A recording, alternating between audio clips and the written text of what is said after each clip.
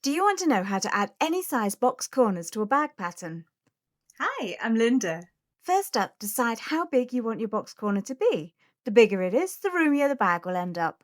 On this bag, I've made mine about 6 centimeters across. To get that shape without changing the original bag size, all I need to do is to add half that width, so 3 centimeters for mine, to both the height and the width on both sides of the bag pattern.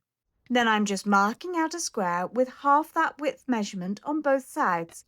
So mine's 3 centimeters by 3 centimeters. I'm doing the same in both the bottom corners. I find marking them out accurately really helps them line up properly later, especially if I'm making a bigger box corner.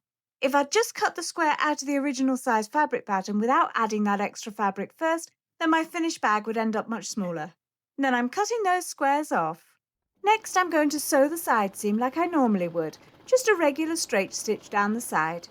I'm stopping at the corner I cut out and anchoring in those stitches with just a few extra stitches forward and back. I'm not sewing around that cut out section at all, I'm just moving the needle straight on past it, and then I'll carry on sewing again just after the cutout. Again, anchoring those stitches in as I start. Once I've stitched the bottom seam, I'll be adding a couple of extra back stitches before and after skipping this other corner too. And that'll keep all the stitches in place better when I come to turn it into a box corner in a minute. Then I'm just stitching all the way up the last side seam, right up to the top. This quilting cotton's prone to fraying, so I'm just adding in a quick stitch over the edge of the fabric with an overcast foot as I go. I find it makes the bag more durable, and it also keeps it much neater if I just follow on sewing the seams in stages, rather than just trying to do it all at once at the end. Okay, so I'll just trim away those loose threads first, and then watch this. I'm pinching either side of the missing corner and pulling that fabric apart. Can you see how the side seam and the bottom seam now want to line up together to meet in the middle? Then just like that, I've got a new straight line running across that bottom edge here. I like to push the seams over to face into opposite directions, and that helps spread the bulk out so that it'll be flatter once it's finished. Then I'm just going to stitch a straight seam right across there. See, that's come out about 6 centimeters across the seam, just like I wanted. Then I'll finish off that seam with another quick overcast stitch again for a stronger corner. If you haven't got an overcast foot, a zigzag stitch near the edge will do the trick too. There, box corner done.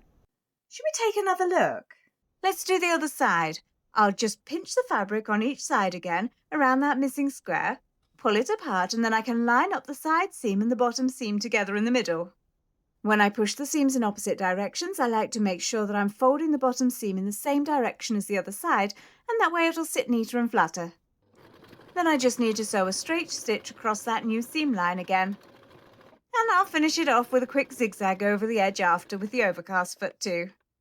Easier than you thought, right? See how nicely it holds its shape? Let's turn it the right way out so you can see the finished corner. It makes a lovely spacious bag bottom, doesn't it? Isn't that fab? And here I've added a lining with matching box corners and finished off the bag. What do you think? I hope you'll join me again soon. Bye now.